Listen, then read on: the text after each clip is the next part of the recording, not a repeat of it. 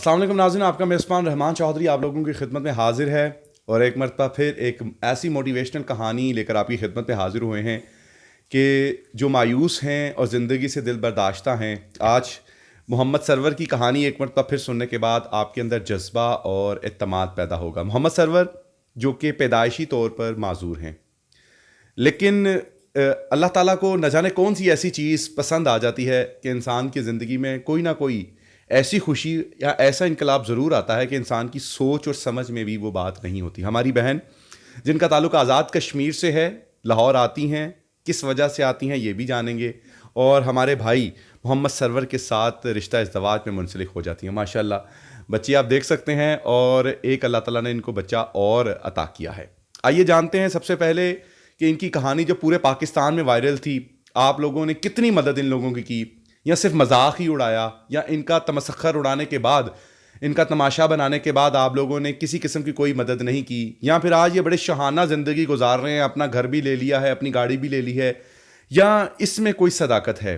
लेकिन तमाम नाज़रीन से अपील है कि हमारी ये कहानी बनाने का मकसद, आप लोगों को दिखाने का मकसद हरगिज़ किसी की दिल आज़ारी करना नहीं, बल्कि हकीकी मायनों में इन लोगों की मदद करना है। नंबर स्क्रीन में आगाज़ से ही देख सकते हैं। अगर वाकई आप इनकी मदद करना चाहते हैं तो आप इनको कॉल कीजिए, बिला वजह इनको तंग या डिस्टर्ब ना कीजिए। शुरू करते हैं। सरवर साहब, सबसे पहले आज की हमारी कहानी में बड़ी दिलचस्प बात भी है कि हमारी बहन को उनके माँ बाप भी मिल गए हैं। बताइएगा मेरे नाज़रीन को हमारे प्लेटफॉर्म से कि आखिर जो हमारी भाभी हैं, हमारी बहन हैं, आपके साथ इनकी शादी किस तरीके से हुई? सर ये वहाँ पे ज़्यादा कश्मीर में रहती थी पहले, ठीक है। वहाँ पे मतलब कि ना इनकी वालदा जो है ना, इनके वालद का जो ज़हनी तवाज़न ठीक नहीं था। इनकी वालदा ने मतलब कि इनके चाचू के पास भेज दिया था क्योंकि इसका मुस्तकबिल वगैरह अच्छा बना देगा। चाचू है, ज़ाहिर चाचू भी माँ बाप की तरह ही होते हैं, ठीक है। लेकिन उन्होंने भी ना मतलब कि इनके ऊपर घर की नुकरानियों वाला सलूक किया कि नुकरानी बना के रखा हुआ था। दूसरे नंबर पे मतलब कि ना इसके ऊपर तशद्दुद करते थे चाची चाचा दोनों, अच्छा। ठीक है। उसकी वजह से ना इसको मतलब किसी ने कहा था कि लाहौर में आप चले जो दारुल मान है, वहाँ पे आपको चलो तहफ़्फ़ुज़ मिल जाएगा। इतना बड़ा पाकिस्तान था, लाहौर ही क्यों चूज़ किया कि यहाँ सिक्योर था? नहीं सर, वो ना बात ये है कि इसकी कोई मतलब ना रिश्तेदार ही थे, वो इधर रह के गए थे दारुल मान में, इस वजह से उन्होंने यहाँ भेज हाँ जी। दिया। उन्होंने इनको मतलब कि इधर का मशवरा दिया। ठीक है। ये जब लाहौर आके उतरी हैं, वहाँ पे इसकी मेरी मुलाकात हुई है।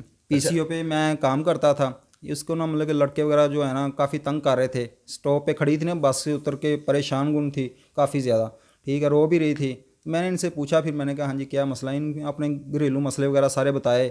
तो फिर मैंने भी इनको मतलब कि बताया अपने कि हमारे भी ऐसे हुआ, हम भी सड़कों पे भी सोते रहे हैं, पार्कों में भी सोते रहे हैं।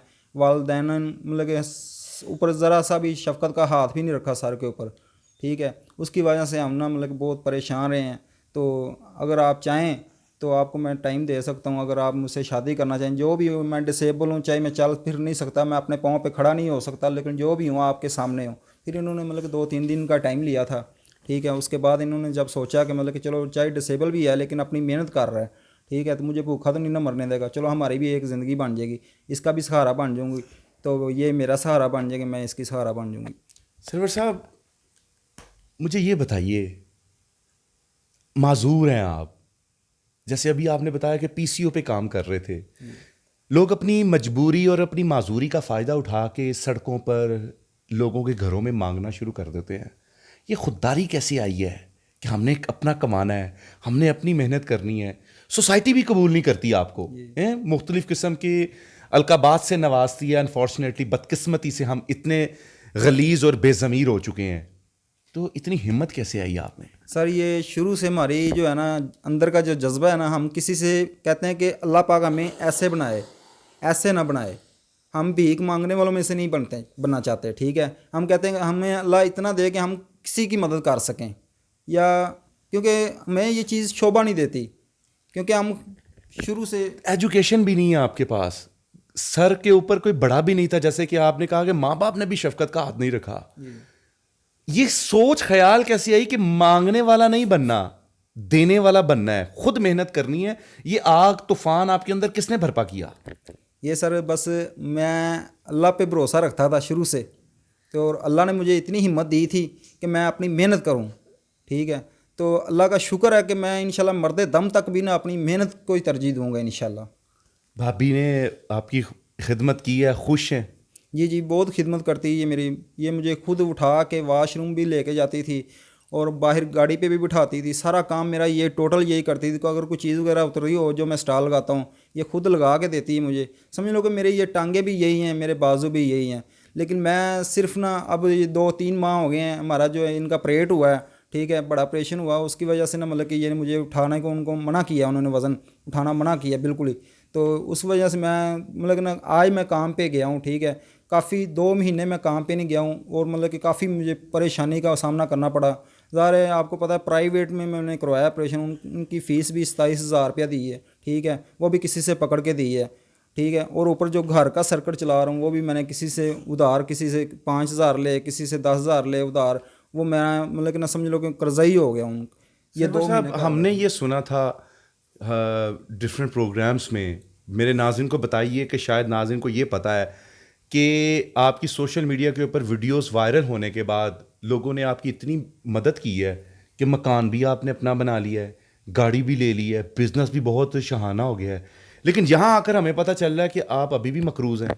सर जी पता क्या बात है, जितनी बातें उतने मुंह, उतने जितने मुंह उतनी बातें, ठीक है, कि लोग कहते हुई हमारी हेल्प, ये मैं नहीं कहूँगा कि नहीं हुई हमारी, लेकिन नॉर्मल सी हुई थी उस वक्त मेरे ऊपर 70-80 हज़ार रुपये कर्जा था, ठीक है, वो मैंने उतार दिया था। लेकिन उसके बाद मतलब कि ना जो अक्सर लोग कॉल किए हैं ना जिन्होंने, ठीक है, वो ज़्यादा ये करते थे, भाई अपनी बेगम के साथ मेरी वीडियो कॉल कराओ, ठीक है, मैं आपकी हेल्प करूँगा, ठीक है, अपनी बेगम के साथ मेरी बात कराओ, मैं आपकी हेल्प करूँगा। हमने ऐसी हेल्प को क्या करना है, हम तो अल्लाह से हेल्प मांग रहे हैं कि अल्लाह हमें सिर्फ ये इतने सा कर दे कि हमारी ये एक छत हो जाए, चलो अपना मकान हो जाए, मैं अपने बच्चों को लेके उसके नीचे बैठ सकूं आसानी से। सरवर साहब, मुझे ना कानों को यकीन नहीं आ रहा इस बात का कि हमारी आवाम इतनी घटिया और इतनी बेज़मीर और इतनी बगैरत है। सर जी बात यह है कि अच्छे लोगों में बुरे भी होते हैं, बुरे लोगों में अच्छे भी होते हैं, ठीक है। जो बुरे लोग ना ऐसे जो कालें करते हैं, किसी की मजबूरी का फ़ायदा उठाते हैं, ठीक है, उनसे मैं यही कहूँगा कि भाई अगर कोई गरीब है ना तो उसकी गरीबी का मजाक ना उड़ाएं। गरीबी भी और माजूरी भी। हाँ जी, देखें आपके सामने ही हूँ, मैं तो ना चल फिर सकता हूँ ना कुछ है, अपने आप मतलब कि ना मतलब कि मैं इधर बैठा हूँ ना तो मुझे किसी ने पानी ला के देना है तो मैंने पीना है, ठीक है, मैं किसी से अपने हाथ से मतलब कि ना इधर से उठ के पानी भी नहीं पी सकता। अगर मैं इधर बैठा हूँ ना कोई मेरे पास नहीं है तो मैं वाशरूम नहीं जा सकता। ज़ाहिर है इंसान के दिल में बहुत ख्याल आते हैं ना कि अल्लाह सुने हमें भी ठीक किया होता तो आज हम भी ये देखना पड़ता हमें। ये ख्याल उसी वक्त आता है जब लोग आपको ताने मारते हैं या इस तरह तरह की बातें करते हैं। बिल्कुल ऐसा ही है। बिल्कुल सर, ऐसी बात यह है कि देखें कि जब मैं आप काम पे भी खड़ा होता हूँ ना, यकीन माने कभी वाल्टन वाले आ जाते हैं, वो कहते हैं यहाँ पे नहीं खड़ा होना, 2-2 3-3 घंटे एक अड्डे पे मैं खड़ा नहीं होऊंगा तो अपने बच्चों के लिए रिज़्क़ हलाल कैसे कमाऊंगा, ठीक है। उसमें भी मतलब कि देखें ना 2-3 हज़ार रुपया सेल होती है, उसमें 500 बाजेगा, 800 बाजेगा। घर आते हैं, घर का ज़रा कभी तेल ख़त्म, कभी लून ख़त्म, कभी घी ख़त्म, 1,000-1,500 रुपया तो घर का खर्चा है। तो वार्डन वालों को भी थोड़ा नहीं आता कि यार ये बेचारा तो पहले माजूर है, अल्लाह का शुक्र है ये मांग नहीं रहा, अपनी मेहनत कर रहा है, तो उसको काम करने दिया जाए। सर वो कहते हैं हमारी मजबूरी है कि हमारे ये अफसर गुजर रहे हैं यहाँ से, उन्होंने गुजरना है इधर से, आपने इधर नहीं खड़े होना। कभी एलडीए वाले आ जाते हैं, वो कहते हैं हमें कोई गिफ्ट दे दो, कोई ये रुमाल उतार के दे दो। उसे उन हमने उधर एक बोर्ड भी लगाया हुआ है कि माजूर हूँ, कोई चीज़ छीन कर मत भागें। उनको देख कर भी उनको थोड़ी सी गैरत नहीं आती कि यार चलो इसका, मैं ये कहता हूँ कि चलो हमारी ख़रीद हमें दे दें करें, हमें हमारी ख़रीद दे दें यानी कि करें। फुल बदमाशी करते हैं आपके साथ। वही ना सर कि कहते हैं कि हमें गिफ्ट दे दें। कभी एलडीए पुलिस वाले। वाले आ जाते हैं, वो कहते हैं हमें गिफ्ट दे दें, हम क्या करें, रोज़ी कमानी है। सरवर साहब, मेरे नाज़रीन को ये भी बताइए, दिल की बातें कर रहे हैं आप अपने भाई से, देखने वाले बड़े अच्छे हैं, बुरे भी आपने कहा हैं। मेरे नाज़रीन को ये बताइए कि कभी कब ऐसा, कितनी मरतबा ज़िंदगी में ऐसे लम्हात आए हैं बच्चे का घर में दूध ख़त्म हो गया हो और उस वक्त बेबस हों, कभी ज़िंदगी में ऐसा लम्हा आया है? सर बहुत दफ़ा है, ऐसे ऐसे दिन भी देखे हमने कि जो बच्चों को खाना भी नहीं खिलाया हमने, 2-2 दिन, मतलब एक दिन अगर नहीं नहाया तो हम सब्र करके बैठ गए, पानी पी के गुजारा कर लिया। लेकिन उस वक्त दुख होता है, यकीन माने, बंदा करता कि यार मैं भी ठीक होता तो आज ये दिन ना देखने पड़ते हमें। बहुत परेशानी उठाई है हमने।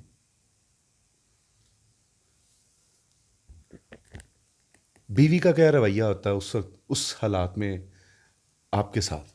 सर ये इन्होंने तो हमारा बहुत साथ दिया है, इनका हम शुक्रिया अदा करते हैं। इन्होंने हर हाल में हमारा साथ दिया है, समझ लें कि मैं इनका साथ देता हूँ और ये हमारा साथ देती हैं। हिम्मत देती हैं। हाँ जी, मुझे हिम्मत देती हैं, कहती हैं कि नहीं आप हौसला ना हारो, अल्लाह पाक के दिए हुए दिन हैं ये बुरे दिन भी गुजर जाएंगे, अच्छे दिन भी आ ही जाएंगे, अगर अच्छे नहीं हैं तो बुरे भी नहीं रहेंगे। बच्चे माशाल्लाह चाह रहे हैं, आप क्या ख्वाब है आपको, उनको क्या बनाने का ख्वाब है? हम अपनी आवाम से ये भी अपील करेंगे कि हो सकता है कोई आपके बच्चों की तालीम का बेड़ा उठा ले। होनहार माशाल्लाह बहुत टैलेंटेड बच्चे हैं, मैंने देखा है। कोई ख्वाब है इनको, क्या बनाने का ख्वाब है? सर मैंने ये सोचा है कि जैसे हमने वक्त गुजारा है ना अपना बचपन, ये हमारे बच्चे ऐसे ना गुजारें, इनको पढ़ाएंगे लिखाएंगे। इसका ख्वाब है कि मैं पुलिस फोर्स में जाऊं, आर्मी में जाऊं, ठीक है। ये मेरा बेटा बहुत लायक है, पढ़ाई के अंदर बहुत लायक है। तो माशाल्लाह बेटियों का भी बहुत ज़हन है कि वो कहते हैं हम पापा डॉक्टर बनेंगे, हम ये करेंगे वो करेंगे। बस ऐसे हमारा मेरी कोशिश है कि मैं इनको हर हाल में पढ़ाऊँ। अच्छा, मेरे नाज़रीन को ये बताइए, सोशल मीडिया पे वीडियोस वायरल हुई हैं, माँ बाप ने चचा के हवाले कर दिया था हमारी भाभी को। हमें सुनने में ये आया है कि हमारी भाभी के माँ बाप उन्हें मिल गए हैं। जी भाईजान, इनकी वालदा मिल गई हैं, इनके 2 भाई हैं वो भी मिल गए हैं। अल्हम्दुलिल्लाह उन्होंने कबूल भी कर लिया इन्हें।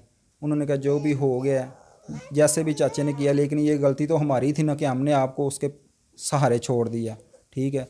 लेकिन हमें चाहिए था कि आपको अपने पास रखना, लेकिन अब वो जो भी हो गया हमें कोई इतराज़ नहीं है। हमें कबूल है। हाँ जी, वो कहते हैं कि हमें कबूल है। वो हंसी खुशी आते हैं, ईद बकरा ईद पे भी आए थे, वो मिल के गए हैं, अब फिर उन्होंने आना है दोबारा। सरवर साहब, आपको लगता है कि मुश्किल वक्त ख़त्म होता जा रहा है? देखें, ये शहादतें होती हैं कुदरत की तरफ से, उनके माँ बाप का मिलना, हमारा आपके पास आना, लोग आपके पास आ जा रहे हैं। बहुत सारी हमारी सोसाइटी में ऐसे लोग हैं जो अपनी आवाज़ अपने हमसाए तक नहीं पहुंचा पा रहे। एटलीस्ट आपकी आवाज़ पाकिस्तानी आवाम के पास पहुंच तो रही है, इसके बारे में क्या कहेंगे? सर मैं यही कहूँगा कि मतलब कि जो भी हमें देख रहा है उनसे यही गुजारिश है सर, मेरे ऊपर ना मतलब कि थोड़ा बहुत जो कर्जा है वो उतर जाए। चलो मेरा कोई कारोबार का है ये कि मैं उधर जाके खड़ा होता हूँ रोड के ऊपर, हर चीज़ मुझे लगो ऐसे होता है कि चीज़ें उतार के भाग जाते हैं, ठीक है। वो भी परेशानी होती है, ठीक है। और ऊपर कभी अंधेरी आ जाती है, कभी बारिश आ जाती है। यकीन माने कि मुझे मेरे पास कोई किक मारने के लिए लड़का नहीं रुकता, किसी को रोकता भी ना, वो पता नहीं समझते हैं कि यार ये कोई कह रहा है कि मुझे इससे चीज़ ले लो, ठीक है। अक्सर गाहक ऐसे भी होते हैं कि जो आते हैं ना गाड़ियों वगैरह में आते हैं, उनको मैं जब बताता हूँ ना कि भाई, वो कहते हैं इधर आओ मेरे पास, मैं कहता हूँ यार मैं मज़दूर हूँ, लेकिन वो रुकते नहीं हैं, फिर निकल जाते हैं। वो चले जाते हैं। वो ये नहीं सोचते कि यार ये एक मज़दूर बंदा है, चलो मैं इससे कोई चीज़ ख़रीद लूँगा, चलो ख़रीदने के बहाने चलो हेल्प हो जाएगी उसकी।